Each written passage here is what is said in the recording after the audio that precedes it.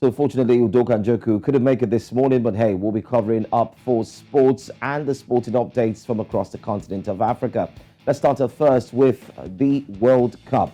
Now, did you watch the World Cup opening yesterday? It was fantastic. It was amazing. We'll get to talk about it in the course of the show, but in the meantime, Sadio Mane is back in Senegal's Lions of Teranga to show they still have sharp claws without him in Monday's World Cup opener against the Netherlands. It will go down today.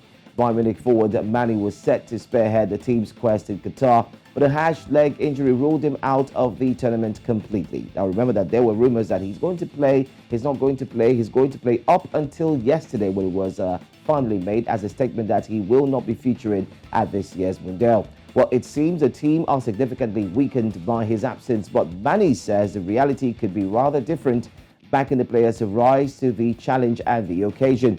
Senegal was surprise quarter-finalists in 2002, and as reigning Africa Cup of Nations champions, they were considered by many as the continent's biggest hope for World Cup success this time around. But how will they prove that they can actually win the World Cup without Sadio Mane? Well, why don't you just stick around and be hopeful? You might just get the shocker of a lifetime. But I do know that the Netherlands are not an easy feat to actually go by or beat or pass through, because they also equally have strong players who will be representing the country and showing that they are indeed fantastic and amazing. Well, let's move on now and also tell you more that Qatar on Sunday made history by becoming the first host nation to lose an opening game at a World Cup after a 2-0 defeat by Ecuador in Valencia. That man, he scored a brace as Ecuador sport the party for the Qatari fans. Valencia could have gotten a hat trick to his name, but his earlier effort was chalked off for offside after a check through video assistant referee VAR, in which many still disagree that it was an offside. I was a bit shocked when, after a little break and we got back on watching that match, we saw it still remained 0-0. And I said to myself, what is going on? Anyway, Valencia, who is the all-time highest goal scorer for Ecuador, made his appearance count when he gave his team a deserved lead from the penalty spot. And later on, he scored with a brilliant header that seemed much more like a kick shortly after the half-hour mark. That goal, according to Opta, is the first opening World Cup goal to be scored via a penalty kick. Now, Qatar and Ecuador will be back in action on Friday, with the hosts facing Senegal, while the later have a date with the Netherlands. Now, the question is, will Qatar be able to beat Senegal? Well, we will get to see the Senegal that they will be playing when Senegal takes on Netherlands today, and it will give us some form of understanding if it will be easy for Qatar to win. Remember, they at least need to get 4 points and hope that others will indeed drop. But that simply means that they will be depending on permutations. And one thing you do is never, ever to depend on permutations whenever you play football in the group stage, because you'll be hoping that one team loses and the other team goes by, another one drops points, so you can actually get the aggregation and then move. There's a whole lot of calculation. But let's move away from football now. It's got to do with tennis now. Now, Novak Djokovic ended his roller coaster year on a high with victory at the ATP Finals, matching Roger Federer's record of 6 titles by sinking the hopes of Casper Ruud. The Serbian said he had spent the season on the needles, his colourful way of describing the nervousness and discomfort he had experienced during the campaign, which saw him prevented from playing in Australia and North America. Djokovic, who has refused to take a COVID-19 vaccination, has seen his career suffer because of that firm stance. He was thrown out of Australia in January, which was quite humiliating for the Serb. The 35-year-old remains the topmost player on tour heading towards the 2023 season, even with the rise of Carlos Alcaraz, who ends the year as world number 1. A first ATP Finals triumph for Djokovic came in 2008, after which he won 4 in a row from 2012 to 2015, and now he has carried off the trophy once more, plus a check worth $4.74 million, the biggest prize ever paid out in tennis.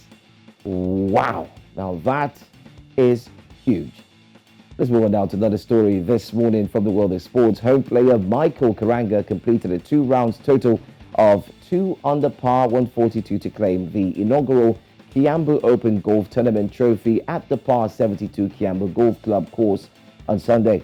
The +1 handicap Karanga, who started with a 4 under 68 on Saturday, qualified the final round of 2 over par on Sunday to beat Railways Just War Gatumbi and Kenya-based Ugandan international Michael Alunga by 4 shots. Action now shifts to Nandi Bears next weekend before the players return to Nairobi for the Uhuru Shield on December 2nd and 3rd at Royal Nairobi Golf Club. Well, there you have it. All the biggest stories from the world of sports. Don't forget to catch the sports team later on at 10:30 today, where they'll bring to you every single information, plus all the World Cup specials, games to anticipate, and previews of matches to take place later today. It will be in the game 10:30 a.m. West African time, so do not miss it for a thing. In the meantime, I'm going to ask Olive what her thoughts were about the opening ceremony of the World Cup. I mean, of course, everyone's in love with Morgan Freeman's voice. People had tweeted, there had been mixed reactions. Some said his voice was worth $1 billion. I even saw Osauge raving about the voice, saying Morgan Freeman's voice is the voice that my voice aspires to be when I grow older. So everyone's in love with him. His aura, the majesty with which he carries himself at, I think, 80. He's over 80 right now.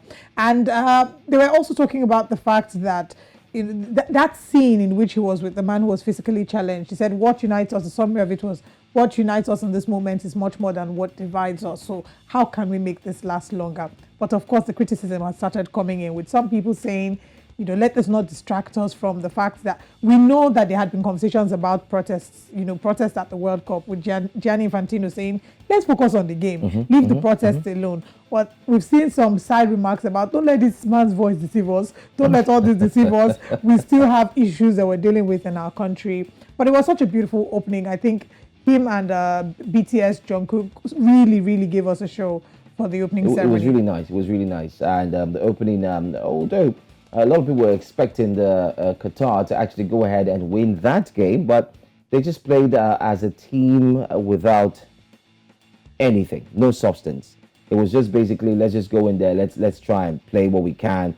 I was wondering what they were expecting, either to win with a Valencia you find on the screen, scoring goals, and the Ecuadorian side looked more prepared to take on the host, but the host had no bite, nothing to even show off for. I mean, it's just really sad that they're the first team that's hosting the World Cup and losing the opening ceremony. I wonder how this affects their morale for the rest of the game. And some people have said that they ought to not have even been there in the first place. That it's because they're the hosting team. These are some of the reactions we've seen online as well concerning this. But our thoughts and prayers are with them. It's about to be a stiff competition. I'm sorry to say this, but I don't see them going past group stages.